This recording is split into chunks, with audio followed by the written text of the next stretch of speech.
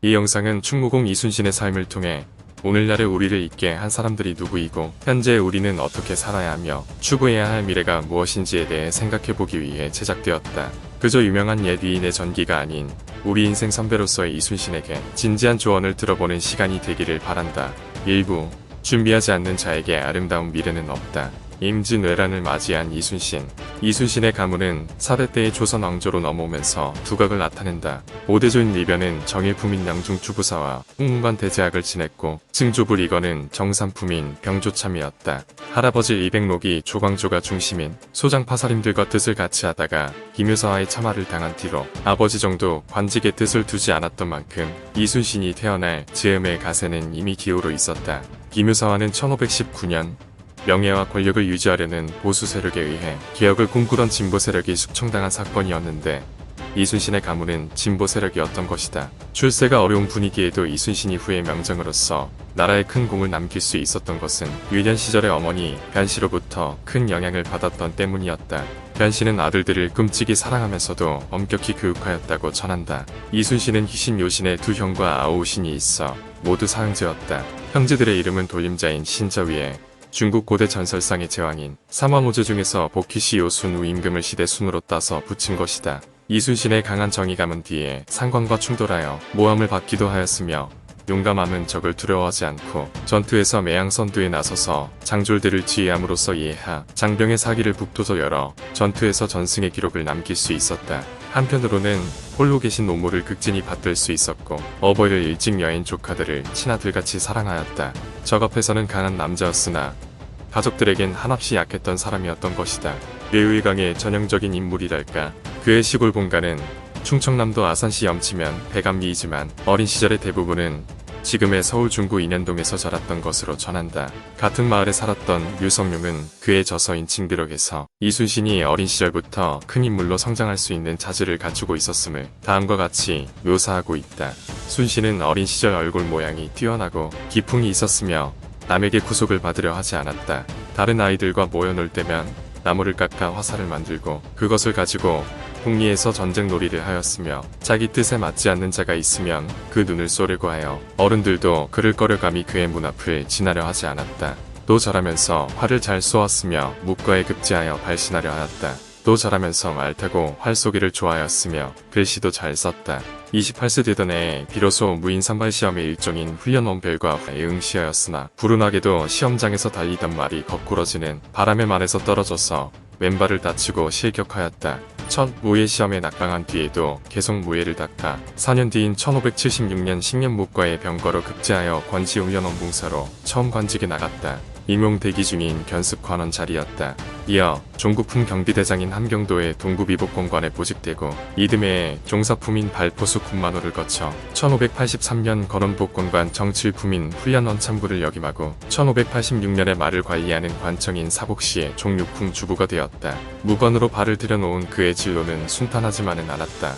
그는 사복시 주부에 이어 조선보에 만호겸록도에 있는 둔전의 사의 조선보 만호겸록도 둔전사에가 되었는데 이때 그는 국방의 강화를 위하여 군사를 더 보내줄 것을 중앙에 요청하였으나 들어주지 않던 차의 호인, 즉 만주족의 침입을 받고 적은 군사로 막아낼 수 없어 부득이 피하게 되었다고 전한다. 항상 이기는 전투를 하던 이순신의 판단하에 패배가 뻔히 보이는 전투를 하는 것은 문제가 있었고 그래서 피하게 되었을 것이다. 조선보와 녹둔돌은 조선시대 국경의 최전선으로 전략상 매우 중요한 지역이었고 이순신은 군사력 강화의 필요성을 느끼고 선조에게 지원을 요청하였지만 묵살당하고 결국 만주족을 상대하지 못한 것이다. 그런데 조정에서는 그것이 오로지 이순신의 죄라 하여 문책하였다고 한다. 현대에도 자신들의 책임을 회피하고 본인들의 실패를 역이용하여 반대편의 사람들을 모함하여 처단하는 일들이 숱하게 일어나는데 조선시대의 이순신도 그렇게 당하였던 것이다.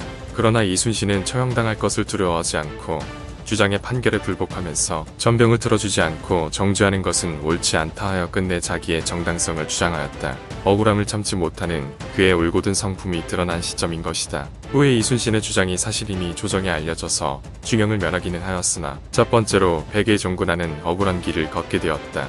그렇다. 역사를 보면 정의가 항상 승리하는 것은 아닌 것이다. 오히려 부정한 방법으로 승리한 자들이, 정의로운 자들로 기록에 남는 일들이 너무나 많지 않은가. 우리가 힘든 과정 속에서도 정의로운 나라를 만들어야 하는 이유가 바로 여기에 있다. 억울한 사람들이 없는 나라, 그런 나라를 만들기 위해서가 아닌가. 나를 위해, 너를 위해, 우리를 위해, 우리의 자녀들을 위해.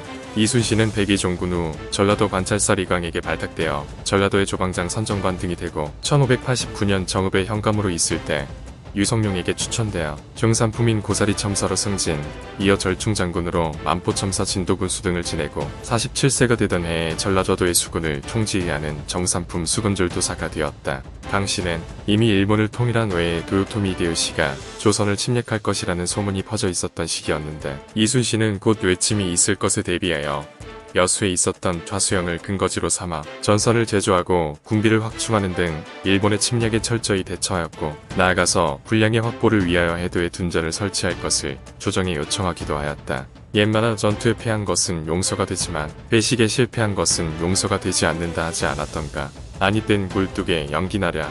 이듬해인 1592년 4월 13일 일본의 침략전쟁인 임진왜란이 발발되었는데 일본의 대군이 침입해왔다는 급보가 전라좌수영에 전달된 것은 이틀 뒤였다. 이날은 국기일이었으므로 그는 공무를 보지 않고 있었는데 해질 무렵 경상우 수사 원균으로부터 외선 350여 척이 부산 앞바다에 정박 중이라는 통보에 이어 부산과 동래가 함락되었다는 급보가 들어왔다. 드디어 그 유명한 원균이 이순신의 생애에 본격적으로 등장한다. 임진왜란, 당시 조선군의 대표적인 빌런인 원균인 것이다. 일본의 침략 당시 부산 앞바다의 방어를 맡은 경상좌수영의 수군은 외선단을 공격하지도 않았고, 경상좌수사 박홍은 부산이 함락된 뒤에야 예하장조를 이끌고 동래 방면에 당도하였으나 동래가 함락되는 것을 보고는 군사를 돌려 육지로 도망하였다. 철저히 준비하였던 전라좌수영의 이순신에 비해 참으로 당황스러운 대응이었다. 경상좌수영의 패배를 듣게 된 경상우 수영의 원균은 거제도에 근거를 두고 있었는데 왜군이 오기도 전에 싸울 용기를 잃고 접전을 회피함으로써 일본군은 조선수군과 한번 싸우지도 않고 제해권을 장악하였다. 한 번도 싸우지 않고 패배하다니 당시 경상도에 있었던 조선수군의 실체였다. 왜군이 얼마나 조선의 수군을 비웃었을까. 한편 이러한 소식을 듣게 된 이순신은 즉시 전선을 정비하고 임전태세를 갖추었지만 적을 공략하기에 앞서 당황하지 않고 전황을 면밀히 분석하였다. 그의 휘하 전함대는 4월 29일 여수의 전라좌수영 앞바다에 총집결하여 매일 작전회의가 열리고 기동연습도 강행하여 완전한 전투 준비를 하였고, 그는 총지휘관으로 5월 2일 기암에 승선하였다. 4일 새벽 출진을 명하니 이때의 규모는 전선 24척, 협선 15척, 포작선 46척, 도업 85척의 대선단이었다. 이틀 뒤 한산도에 이르러 경상우 수사 온길의 선단을 만났는데 그 규모는 전선 3척과 협선 2척에 불과하였으나 연합함대를 조직하지 않을 수 없었다. 전라좌수영의 85척과 경상우 수영의 5척이라는 숫자를 보면 이순신이라는 인물이 일본의 침략에 대해 얼마나 철저하게 준비했는지를 알 수 있다. 이순신은 전쟁이 예견되었던 1년 전부터 전쟁을 준비하였는데 수군의 훈련을 강화하고 포고를 순시하며 군기를 검열했는데 준비가 안 된 포고는 책임자를 처벌했다고 한다. 물론 가장 널리 알려진 전쟁 준비는 바로 거북선의 제작이다. 한편으로는 원규를 비롯한 다른 장수들은 거의 준비하지 않았음을 알 수 있는데 당시 조선의 조정이 얼마나 많은 문제를 안고 있었는지를 보여주는 증거이기도 하다. 7일 거제도 옥포 앞바다를 지날 무렵 척후선으로부터 적선이 있음을 알리는 연락이 왔다. 이때 옥포에 정박 중인 적선은 30여 척이었다. 왜군은 조선수군이 해상으로부터 공격해 오리라고는 생각도 못하고 육지에 올라가서 불을 지르고 약탈을 자행하다가 아군의 공격 소식을 듣고 급히 배에 올라 도망하려 하였으나 이순신은 그럴 기회를 주지 않았다. 순식간에 외선 26척이 조선수군의 포화와 불화살에 격파되고 많은 외병이 괴멸되었다. 이 싸움이 옥포대첩으로 이순신이 지휘한 최초의 해전으로 기록된다. 옥포해전이 있던 다음 날에는 합포해전을 치렀고 사천포해전으로 정박 중인 외선 13척을 쳐서 불태웠다. 1차 출동 후 전력을 보강하고 전선을 정비한 뒤 다음 출동에 대비하고 있던 이순신은 일본 수군의 주력 함대가 서쪽으로 나간다는 정보가 계속 들어오자 전라우수사 이혁기에게 합동으로 출동하여 외선을 격파할 것을 제의하였다. 그러나 경상우 수사 원균으로부터 외선 10여 척이 사천곤양 등지로 진출하였다는 보고를 받고 예정 출동일을 변경하여 적에게 선제 공격을 가하기로 하였다. 5월 29일 그는 거북선을 앞세우고 23척의 전선으로 여수항을 출항하였다. 노량 앞바다에 이르러 전선 세척을 인솔하고 있던 원균이 그의 전함에 올라와 적정을 상세히 설명하였다. 조선 수군은 곧 일본 수군이 정박 중인 사천으로 달려갔다. 이때 왜군은 대부분 상륙하여 있었고 해변에는 외선 12척이 줄지어 정박하고 있었다. 그는 공격이 용이하지 않자 그들을 바다로 유인하여 섬멸할 계획을 세웠으며 그 작전 계획은 적중하여 외선 12척을 파괴하고 많은 왜군을 섬멸하였다. 만약 육지에 상륙했던 왜군을 육지에서 상대했다면 그들이 보유하고 있던 조충 등의 신무기로 인해 아군도 피해가 있었을 것이다. 또한 미처 제압하지 못한 왜군이 육지에서 흩어진다면 곳곳에 거주하던 양민의 희생도 각오해야 하는 상황이었다. 이에 이순신은 왜군을 바다로 유인하여 제압하였던 것이다. 육지에 있던 왜군을 바다로 끌어내면서 우리 조선군도 몇몇 피해를 입었다. 이 싸움에서 거북선을 제작한 군관 라데용 등이 부상하였고 이순신도 적의 조충탄에 맞아 왼쪽 어깨가 뚫리는 부상을 입었다. 거북선은 이 싸움에서 최초로 활용되었는데 그 위력을 확고하게 인정받았다. 흥미진진한 이순신의 스토리는 2부에서 계속됩니다. 2부가 시작되었습니다. 아직 1부를 못 보신 분들은 유튜브 채널 큐레이터심에서 준비하지 않는 자에게 아름다운 미래는 없다 임진 묘란을 맞이한 이순신 을 먼저 보시고 관람해주세요. 그럼 바로 시작하겠습니다. 1592년 6월 2일 외선이 통영의 당포에 정박 중이라는 보고를 받은 이순신은 곧 그곳으로 달려갔다. 당포에는 일본 수군장 가메이 구정저고와 구로시마 레도통원가 인소라는 대선 9척, 중소선 12척이 정박하고 있었으며 일본 수군들은 성 안팎에서 방어와 약탈을 자행하다 조선 수군을 보고 발포하였으나 거북선을 앞세운 조선 수군의 맹렬한 공격으로 대패하고 외장 구로시마 미치유키가 전사하였다. 미치유키의 동생 미치후사는 후에 명량대첩에서 전사하는데 두 형제가 모두 이순신과의 전투에서 전사한 것이다. 구로시마 가문에서 이순신 같은 철천지원수가 또 있을까? 이 전투가 당포해전이었다. 당포해전 다음날 외선이 당포 앞바다에서 거제로 향했다는 정보를 받고 즉시 전함대에 거제 출격을 명하고 발선하려는 때에 전라우 수사 이역기가 전선 25척을 이끌고 오자 이순신은 매우 반갑게 맞았다. 5일 아침 이순신이 이끄는 전선 51척과 중 소선 수십 척의 연합함대는 일제히 거제로 향했다. 이때 거제로 도피하였던 외선단이 다시 경남 고성의 당항포로 도주하였다는 정보가 피난민으로부터 들어왔다. 그와 이역기와의 연합함대는 바로 길을 바꾸어 당항포로 뱃머리를 돌린다. 당항포 내만에는 외의 대선 9척, 중선 4척, 소선 13척이 정박 중이었다. 조선 수군을 먼저 발견한 일본 수군은 먼저 공격했다. 아군의 전선들은 적선을 포위하고 먼저 거북선을 돌입시켜 맹공을 가했다. 이 싸움에서 왜군은 대패하였고 외선은 모두 소실되었다. 일본 수군이 먼저 공격했음에도 대피했음은 이순신의 수군이 얼마나 강했는가를 보여준다. 이 전투가 바로 당항포의 전이다.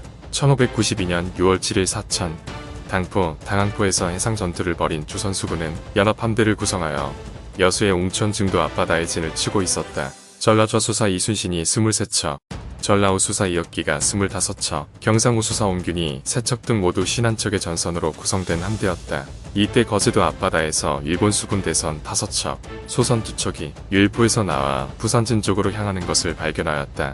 정오쯤에 영등포 앞에 이르자 조선 수군은 세 척의 배를 몰아 거제의 율포만으로 추격해 들어갔으며 대선 2척을 납포하였고 중선 5척을 불사르고 일본 수군을 36명의 목을 베었다.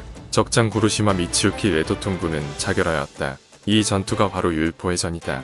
이와 같이 이순신은 해전에서의 언전연승으로 정의품화 자원대부에 승계되었다. 육지에서 조선군이 계속 패배하고 도망치는 상황 속에서 이순신이 이끄는 조선수군은 백전백승이었으니 그의 승진이 당연하지만 널리 알려진 대로 이러한 승진으로 인해 수많은 질투와 모함 속의 역경을 겪게 되는 것은 이순신의 운명이었을까. 그 뒤 이순신은 다시 선제 공격으로 거제가덕에 출몰하는 일본 수군을 격묘하기 위하여 우수사 이역기에게 작전을 전달하고 연합함대의 조직을 통첩하고 7월 6일 전라좌 우수군이 일제히 출동한 뒤 노량해상에서 경상우 수사 옹귤의 전선 7척과도 합세하였다.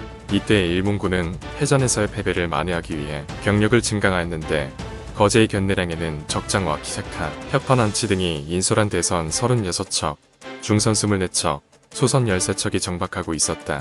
이순신은 견내량이 지형이 좁고 활동이 불편하다는 판단 아래 전투 장소를 한산도로 검토하였다. 이 전투가 한산대첩이다.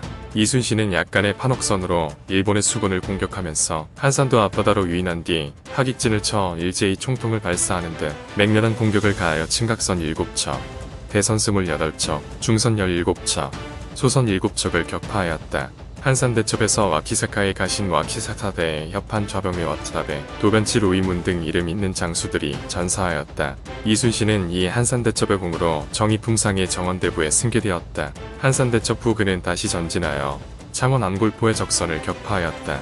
와키사카와 합동작전을 하려던 구기가룡, 가토 가든가명 등의 일본 수군장은 와키사카의 수군이 전멸하였다는 소식을 듣고 안골포에 정박 중이었다. 이순신은 안골포의 수심이 얕아서 적선을 유인해서 공격하려 했지만 적선이 포구 밖으로 나오지 않자 여러 장수에게 명하여 그대로 종일토록 적선을 공격하여 대선을 거의 분멸하였다. 계속된 연승으로 가덕도 서쪽의 제일권을 완전히 장악한 이순신은 조선 침략의 주요 포인트인 부산포를 공격하겠다는 결단을 내렸다. 부산포를 점령하고 있던 일본군을 공격하여 수로를 포함한 육로의 보급로를 차단할 때가 되었다고 판단한 것이다. 전라조 우도의 전선 74척, 협선 92척은 8월 24일 좌수영을 떠나 부산 가덕도 근해에서 밤을 지냈다. 공격 전날은 밤을 새우며 원균 2억기와 작전회의를 하여 부산포 공격에 따른 작전을 구상하였다. 9월 1일 오전 모룬대를 지나 파도를 헤치고 다대포를 바라보며 지금의 영도에 이르렀을 때 외의 대선 수척이 조선의 함대를 보고 도주하였다. 영도에서는 수척의 적선을 쳐부수고 척후선을 부산포에 보내 적정을 탐지하게 한 결과 외선 약 500척이 선창 동쪽 산기슭 해안에 줄지어 정박해 있고 대선 4척이 철양 쪽으로 나오고 있다는 보고였다. 적이 부산포를 요새화한 것을 알게 된 여러 장수들은 부산포로 깊이 들어가기를 꺼렸으나 이순신은 이를 거부하고 전투의 시작을 알리는 깃발인 독전기를 높이 들고 진격을 재촉하였다. 오부장 정훈 등이 선두에 서서 먼저 바다로 나오는 왜군의 대선 4척을 공격하여 불사르니 뒤에 있던 여러 전선들도 함께 돌진하였다. 그러나 삼진으로 나누어져 정박 중인 일본 수군의 대, 중, 소선 470여 척은 조선 수군의 위용에 눌려 나오지 못하고 있다가 조선 수군이 돌진하며 맹공을 가하자 배의 안과 성안, 물속에 있던 왜군은 모두 산으로 올라가 아군에게 총통과 화전을 쏘았다. 조선 수군은 이에 맞서 더욱 맹공을 가하며 종일토록 교전하여 적선 100여 척을 격파하였다. 이 전투가 바로 부산의 전이며 부산의 전이 치러졌던 영도에 지금은 한국해양대학교가 있다. 부산의 전을 치르며 날이 어두워지자 이순신은 육지로 올라가는 것을 포기하고 전함을 돌리게 하였다. 육지에서의 전투는 무모하다고 판단하였을 것이다. 부산의 전에서 일본군의 피해는 말할 수 없이 컸으며 조선 수군도 30여 명이 사망하였다. 특히 옥도만호 정훈이 전사한 것은 이순신에게 큰 아픔이었다. 1593년 다시 부산과 웅천의 일본 수군을 괴멸시키고 남해안 일대의 일본 수군을 완전히 소탕한 후 한산도로 진을 옮겨 본영으로 삼고 그 뒤 최초로 삼도수군 통제사가 되었다. 이순신이 삼도수군 통제사가 되어 한산도 본영에 있으면서 저작한 것으로 추정되는 한산도 야음이 전한다. 한바다에 가을빛 저물었는데 찬바람에 놀란 기러기 진중 높이 떴구나.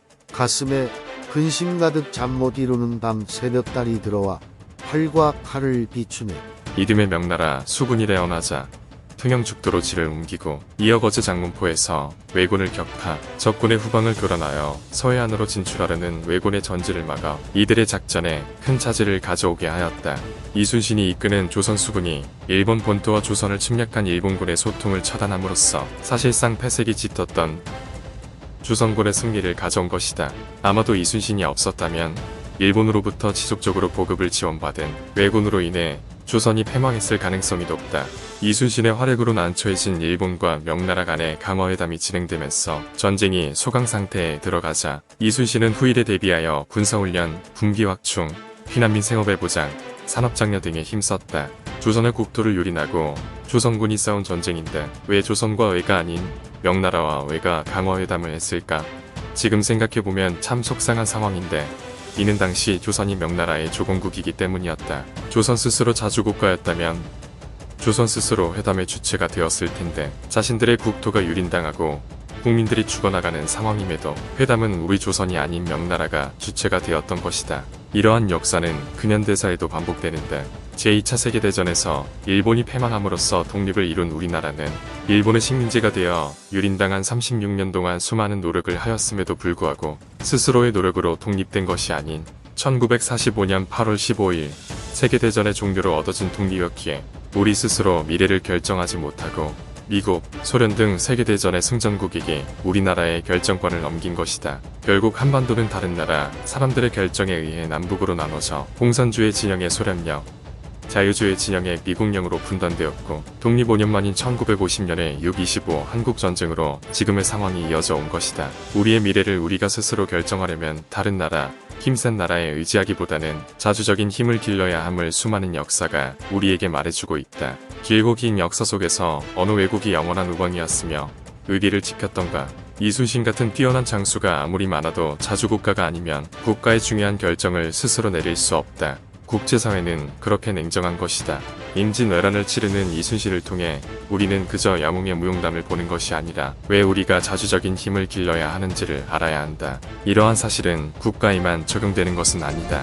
개인, 단체 또는 모임, 지자체 등 사회를 구성하는 다양한 주체들 역시 스스로의 실력이 없다면 멀지 않은 언젠가 무너질 수밖에 없다. 임진왜란이 한창인 1595년 이순신은 한산섬 병영의 수로에서 닥쳐올 나라의 운명을 걱정하며 시조를 썼다. 아마도 이 시조가 이순신이 남긴 문장 중 가장 유명하지 않을까. 한산섬 달 밝은 밤에 수노에 혼자 앉아 큰 칼을 옆에 차고 깊은 씨름하는 차에 어디서 일성호가는 나의 애를 뜬나니. 2부는 여기까지입니다. 3부는 질투와 모함으로 실현을 당하는 이순신의 생애로 시작됩니다. 이순신 3부입니다. 1부와 2부를 먼저 보고 오세요. 유튜브 채널 큐레이터심을 검색하시면 쉽게 찾으실 수 있습니다. 그럼 바로 시작합니다. 1597년 명나라와 외 사이의 강화회담이 결렬되자 본국으로 건너갔던 왜군이 다시 침입하여 정유재란이 일어났다. 이순신은 이미 준비하고 있었다. 이순신은 적을 경멸할 기회가 다시 왔음을 기뻐하고 전투 준비에 만전을 기했다. 하지만 세상일은 그리 호락호락하지 않았다.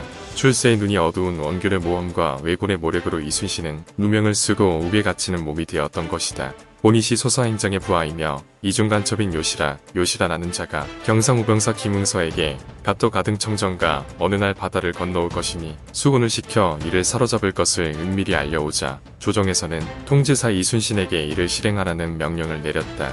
외에 기열한 흉기였다. 이순신은 이것이 적의 흉기인 줄 알았지만 명령을 받았기 때문에 어쩔 수 없이 출동하였다.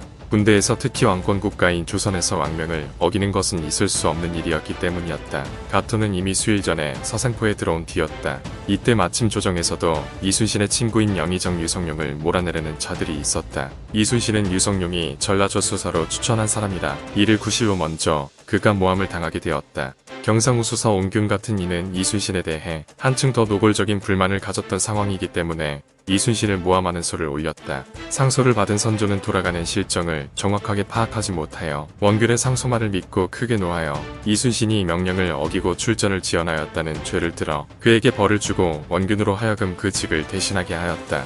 선조실록에는 당시에 이순신에 대해 죽여야 마땅하다라고 기록되어 있다. 선조의 이러한 결정은 이순신 개인에게 다시 되돌릴 수 없는 엄청난 죄를 짓는 순간이 되었고 조선이라는 나라를 잃을 뻔한 최악의 판단이었으며 왕으로서의 자신의 위신을 크게 하락시키며 후손들에게 대대로 조선왕조 최악의 왕 중 한 명으로 불리게 되는 주요한 원인이 되었다. 조정은 이순신을 처벌하기 위해 크게 4가지 제목을 들었는데 다음과 같다. 조정을 기만하고 임금을 무시한 채 이순신이 영웅이 되는 것이 배가 아프다. 적을 토벌하지 않고 나라를 저버린 채 잘 모르는 우리지만 우리 뜻에 따라라. 다른 사람의 공을 빼앗고 모함한 죄. 원균 같은 우리 편이 잘 돼야 한다. 방자하여 꺼려함이 없는 채 암튼 넌 싸가지가 없어. 유성룡은 끝까지 통제사의 적임자는 이순신밖에 없으며 만일 한산도를 잃는 날이면 호남지방 또한 지킬 수 없습니다 하고 간청하였지만 정세 판단에 어두운 선조가 그것을 받아들일 리 없었기에 이순신을 잡아들이라는 명령만을 내렸다. 조정에서 온갖 누명을 만들고 있던 상황에 이순신은 전선을 거느리고 가덕도 앞바다에 있었는데 선조의 바보 같은 명령을 받고 본영인 한산도로 돌아와 진중을 정리하고 원균에게 직위를 인계하였다. 당시 한산도에는 밖에 있는 군량미를 제외하고도 9,914석의 군량이 있었으며 화약은 4,000근, 총통은 각 선척에 적재한 것을 제외하고도 300자루나 되었다. 모두 이순신이 전쟁을 대비하여 확보해놓은 전쟁물자였다. 영남 지방을 순시하던 도치철사 리오닉은 이순신이 체포되었다는 소식을 듣고 왜군이 두려워하는 것은 우리의 수군인데 이순신을 바꾸고 원규를 보내서는 안 된다고 반대하는 치계를 올렸지만 허사였다. 이순신이 서울로 압송되자 지나는 곳곳마다 남녀노소 할 것 없이 백성들이 모여들어 통곡을 하며 사또는 우리를 두고 어디로 가십니까? 이제 우리는 모두 죽었습니다 하였다. 국민 모두가 아는 사실을 왜 선조와 조정만 몰랐을까? 정말 몰랐던 것일까? 알면서 누명을 씌운 것일까? 서울로 압송된 이순신은 이미 해전에서 혁혁한 공을 세워 나라를 위기에서 구하였지만 그러한 공로도 아는 곳 없이 1차 신문 때 한 달여 동안 혹독한 조사를 받았다. 얼마나 억울했을까. 그는 남을 끌어들이거나 헐뜯는 말은 한마디도 없이 자초지종을 낱낱이 구하였다. 나 같으면 화병 걸려서 죽었을 듯. 1차 신문으로 몸이 쇠약해지자 이순신은 우의정 정탁의 적극적인 변호로 인해 추가적인 신문을 받지 않게 되었으며 도원수, 권율의 마카로 들어가 두 번째 백의종군을 하게 되었다. 남해안으로 향하던 그는 중도에서 어머니의 부고를 받고 세상 천지에서 나 같은 일을 겪는 수도 있을까? 일찍이 죽는 것만 같지 못하다라고 한탄하면서 잠시 들러 성복을 마친 다음 슬픔을 이기고 다시 남쪽으로 향하였다. 그해 7월 드디어 선조와 조정을 제외한 온 국민이 우려했던 상황이 벌어지고 만다. 이순신을 모함하여 삼도수군 통제사가 되어 이순신이 잘 정비해놓은 군대와 충분히 모아놓은 전쟁 자산을 독차지해버린 원균이 왜군의 유의전술에 빠져 버즈 7천량에서 전멸에 가까운 패배를 당했다. 이순신이 힘써 길러온 무적함대와 한산도의 군비는 그 형체를 알아볼 수 없을 만큼 처참하게 파괴되었다. 이 얼마나 어처구니 없는 상황인가. 이 상황에 대한 책임을 누가 져야 하는 것인가. 초기에서 이 소식을 들은 이순신은 우리가 믿은 것은 오직 수군인데 그같이 되었으니 다시 희망을 걸 수 없게 되었구나 하며 통곡하였다. 원균의 패보가 조정에 이르자 조야가 놀라서 어찌할 바를 몰랐고 왕은 비국 대신들을 불러 의논하였으나 당황하여 바로 대답도 못하였다. 그야말로 국군이 풍전등화에 있게 자초한 자들은 아무도 책임지지 않고 우왕좌왕했던 것이다. 오직 병조판서 이양복만이 그를 다시 통제사로 기용할 것을 주장하였을 뿐이었다. 이리하여 무능한 왕 선조는 조정을 기만하고 임금을 무시한 죄, 적을 토벌하지 않고 나라를 저버린 죄, 다른 사람의 공을 빼앗고 모함한 죄, 방자하여 꺼려함이 없는 죄 등 말도 안 되는 죄명을 뒤집어 씌워 죽이려고까지 하였던 이순신을 다시 통제사로 기용하지 않을 수 없었다. 영상을 제작하며 콘텐츠를 만들고 있는 이 순간에도 선조와 단파 싸움에 나라를 망치고 있는 조정에 화가 난다. 나라가 위기에 처해 있는데 질투와 모함이 웬 말인가?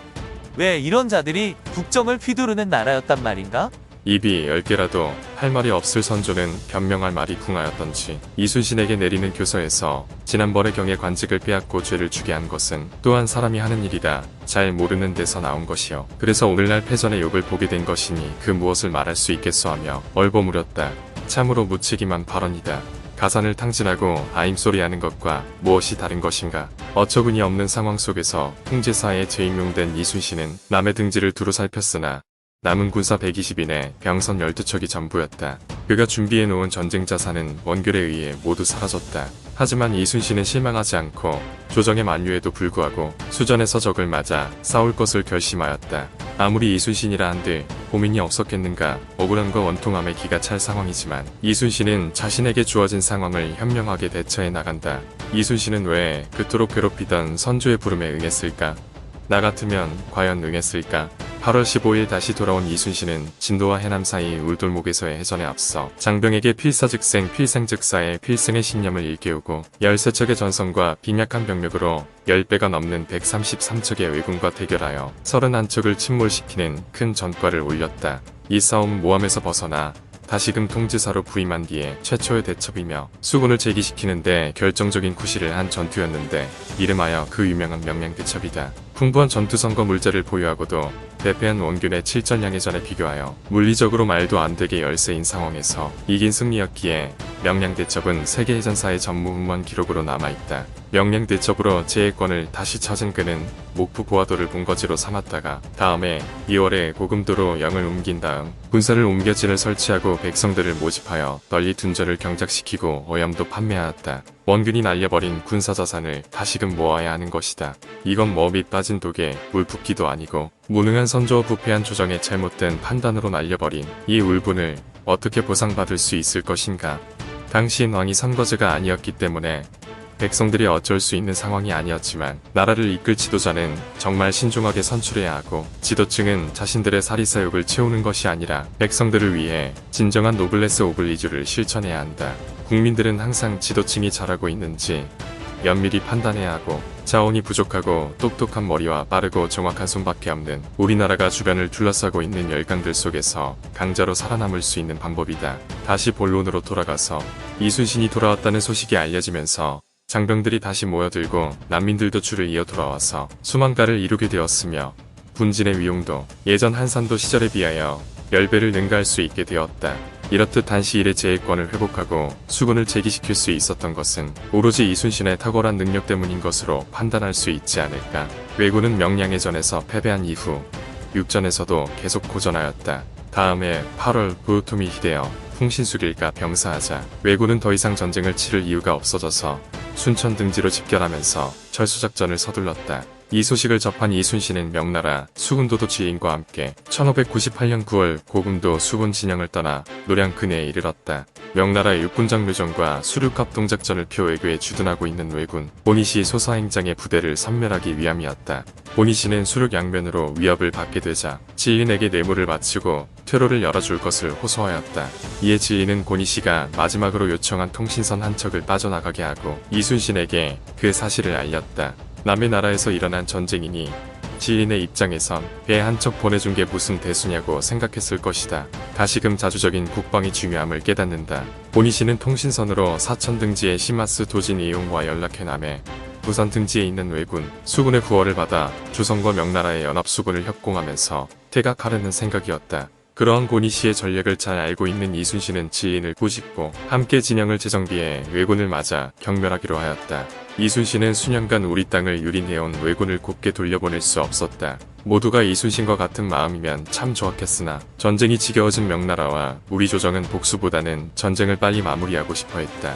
노량에서의 전쟁이 이순신이 이끄는 조선 수군의 승리로 끝난다고 하더라도 상관의 명령을 어겼다는 억지로 이순신은 목숨을 잃을 수도 있는 상황이었다. 이순신을 시기하고 질투하는 사람들이 조정에 넘쳐났기 때문이다. 하지만 이순신은 동요하지 않았다. 어쩌면 이순신은 출정하기 전부터 자신의 안위보다는 군인으로서의 마지막을 전쟁터에서 맞이하기로 결정했을지도 모른다. 11월 18일 밤 이순신의 예견대로 하동이 노량수로와 왜그 등지에는 500여 척의 왜선이 집결해 협공할 위세를 보였다. 200여 척의 조명연합수군을 거느린 이순신은 이 원수만 무찌른다면 죽어도 한이 없습니다. 고 하늘에 빌고 전투태세에 들어갔다. 1598년 11월 19일 그는 함대를 이끌고 물러가는 적선을 향하여 맹공을 가하였고 이것을 감당할 수 없었던 왜군은 고화도에서 좌충우돌하는 등 많은 선적을 잃으며 수많은 사상자가 발생했다.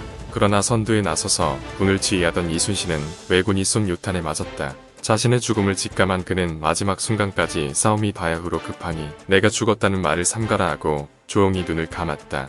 운명을 지켜보던 아들은 슬픔을 이기지 못하여 그대로 통곡하려 하였으나 이문옥이 곁에서 곡을 그치게 하고 옷으로 시신을 가려 보이지 않게 한 다음 북을 치며 앞으로 나아가 싸울 것을 재촉하였다. 군서들은 통지사가 죽은 사실을 미처 모른 채 기운을 내어 분전하여 물러나는 왜군을 대파하였으며 모두들 죽은 순신이 산 왜군을 물리쳤다.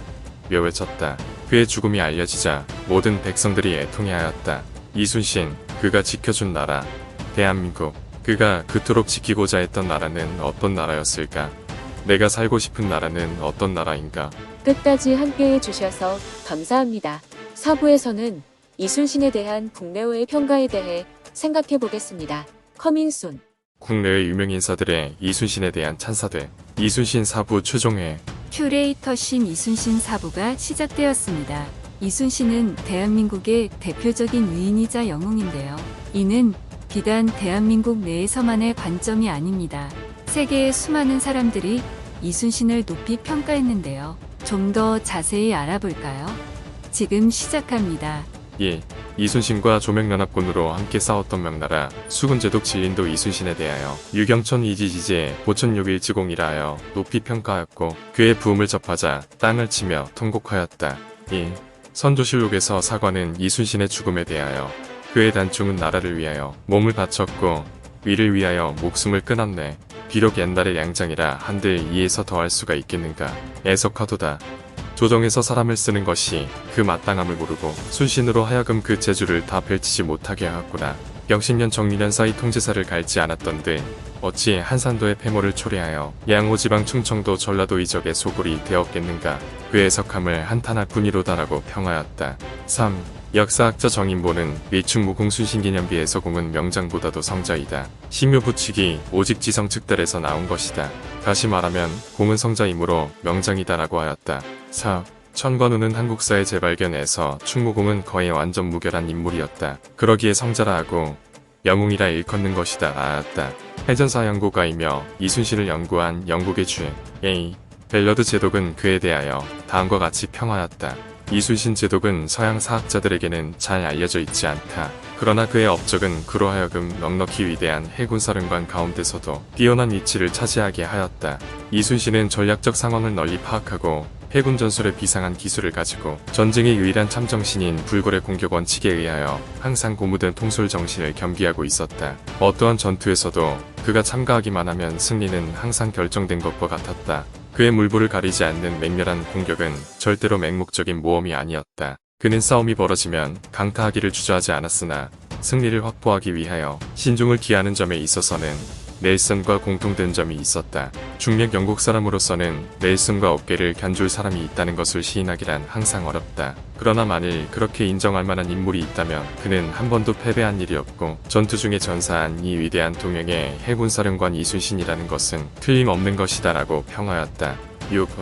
일본의 해군 제독이었던 도고 헤야치로는 넬슨은 군신은 아니다. 진정으로 군신의 칭호를 받을 만한 제독이 있다면 그것은 이순신일 것이다 라고 하였다.